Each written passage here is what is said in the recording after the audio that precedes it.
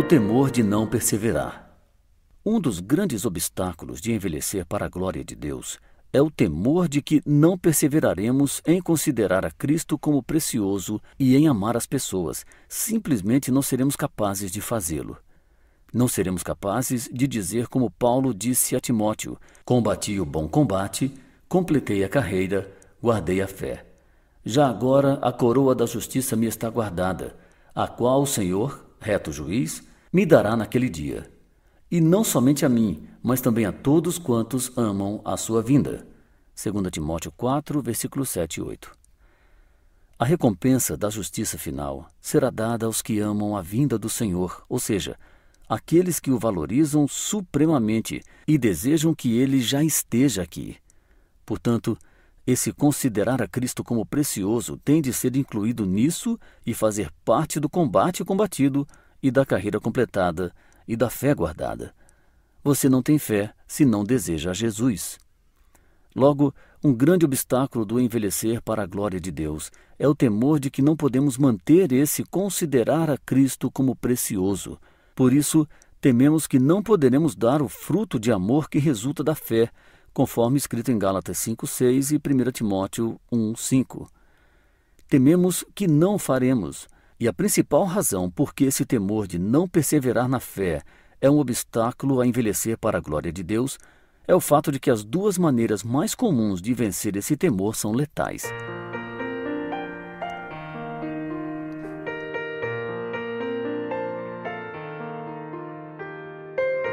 Duas maneiras letais de vencer esse temor. Há duas maneiras opostas de arruinar a sua vida ao tentar vencer esse temor. Uma maneira é admitir que a perseverança na fé e no amor não é essencial à salvação final. A outra maneira é admitir que a perseverança é necessária e, em alguma medida, depender de nossos esforços para satisfazer essa necessidade e nos garantir o favor de Deus. Desejo mostrar por que as duas estão terrivelmente equivocadas e são letais. Letal. A perseverança é desnecessária. É um equívoco pensar que a perseverança na fé e no amor não é necessária à salvação final. É um erro letal. Jesus disse: sereis odiados de todos por causa do meu nome. Aquele, porém, que perseverar até o fim, esse será salvo. Marcos 13:13. Em Hebreus 2:14 diz: segui a paz com todos e a santificação, sem a qual ninguém verá o Senhor. Em Gálatas 6:8, Paulo afirmou: o que semeia para a sua própria carne, da carne colherá corrupção, mas o que semeia para o Espírito, do Espírito colherá a vida eterna. Observe que as duas colheitas são corrupção por um lado e vida eterna por outro.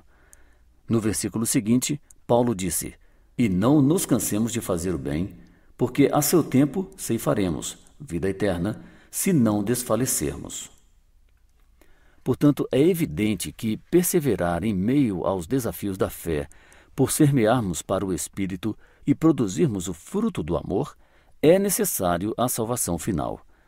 Deus vos escolheu, disse Paulo em 2 Tessalonicenses, capítulo 2, versículo 13, para a salvação pela santificação do Espírito e fé na verdade. Para a salvação, pela santificação, significa que a santificação, ou seja, o caminho do amor, é o caminho pelo qual os pecadores salvos vão ao céu. É o único caminho que conduz ao céu. Por conseguinte, é um erro trágico e letal tentar vencer o temor de não perseverar na idade avançada por afirmar que você não tem de perseverar. Letal. A perseverança coloca ou mantém a Deus do nosso lado. A outra maneira equivocada de vencer o temor de não perseverar é tão perigosa como a anterior. É a maneira que diz: sim, a perseverança na fé e no amor é necessária. Isso significa que eu tenho de esperar até o último momento para que Deus seja totalmente por mim e tenho de depender de meus próprios esforços para obter o favor dele. Deus me fez começar a vida cristã por meio da fé somente nele, mas a perseverança acontece de outra maneira. Deus faz o seu favor contínuo depender dos meus esforços. Eu digo que isso é letal, conduzindo a pessoa ao desespero ou ao orgulho, mas com certeza não à perseverança. O que está errado nessa ideia? Você o perceberá se fizer esta pergunta. Quando Deus se torna completa e irrevogavelmente por nós, não apenas 99%, e sim 100%? Será no final desta era? No último dia, quando Ele tiver visto e avaliado toda a nossa vida para assegurar-se de que é digna de que seja por nós? Isso não é o que a Bíblia ensina. A Bíblia ensina que no momento de nossa justificação, Deus se torna irrevogavelmente 100% por nós, ou seja, no momento em que vemos a Cristo como Salvador magnífico e o recebemos como a nossa perfeição e aquele que foi punido em nosso lugar. Toda a ira de Deus, toda a condenação que merecemos foi derramada sobre Jesus. Todas as exigências da perfeita justiça de Deus foram cumpridas por Cristo. No momento em que vemos, pela graça, esse tesouro e o recebemos dessa maneira, sua morte é considerada como a nossa morte, e a sua condenação a nossa condenação, a sua justiça a nossa justiça. E Deus se torna irrevogavelmente 100% por nós, naquele instante e para sempre. Concluímos, pois, que o homem é justificado pela fé, independentemente das obras da lei. Romanos 3:28. Justificados, pois, mediante a fé, temos paz com Deus, por meio de nosso Senhor Jesus Cristo. Romanos 5:1. Agora, pois, já nenhuma condenação há para os que estão em Cristo Jesus. Romanos 8:1. Portanto, em Jesus Cristo, em união com Ele, pela fé somente, ao recebermos tudo o que Ele é por nós, Deus é total e irrevogavelmente 100% por nós. As implicações disso são esclarecidas em Romanos, capítulo 8, versículos 31 a 35. Diz assim: Que diremos, pois, à vista dessas coisas? Se Deus é por nós, quem será contra nós? Aquele que não poupou seu próprio filho, antes por todos nós o entregou, porventura não nos dará graciosamente com ele todas as coisas? Quem intentará acusação contra os eleitos de Deus? É Deus quem os justifica. Quem os condenará? É Cristo Jesus quem morreu, ou antes quem ressuscitou, o qual está à direita de Deus e também intercede por nós. Quem nos separará do amor de Cristo? A resposta a essa pergunta é nada.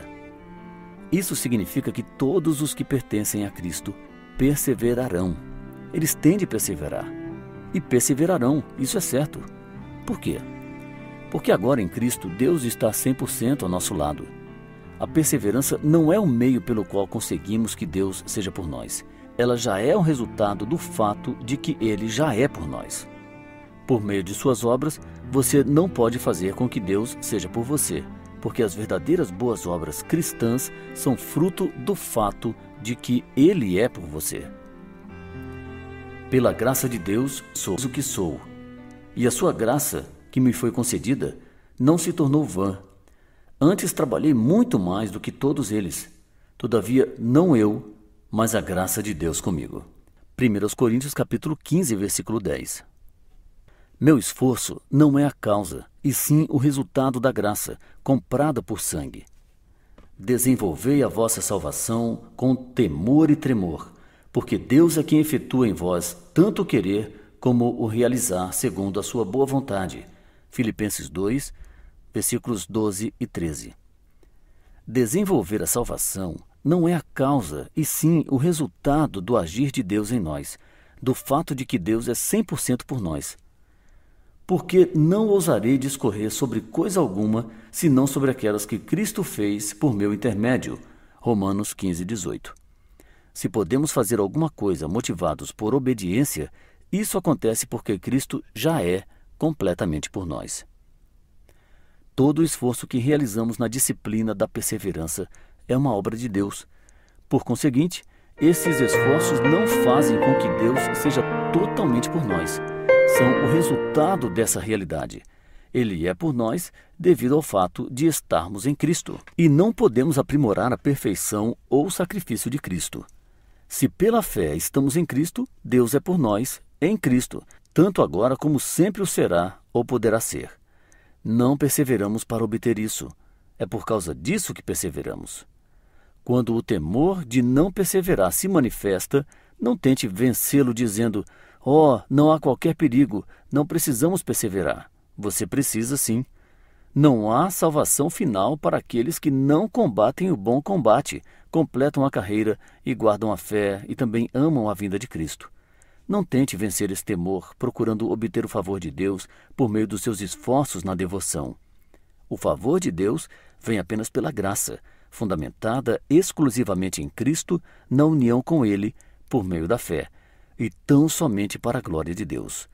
Ele é 100%, total e irrevogavelmente por nós, devido à obra de Cristo, se estamos em Cristo. E estamos nele, não por esforços, e sim por recebê-lo como nosso sacrifício, perfeição e tesouro.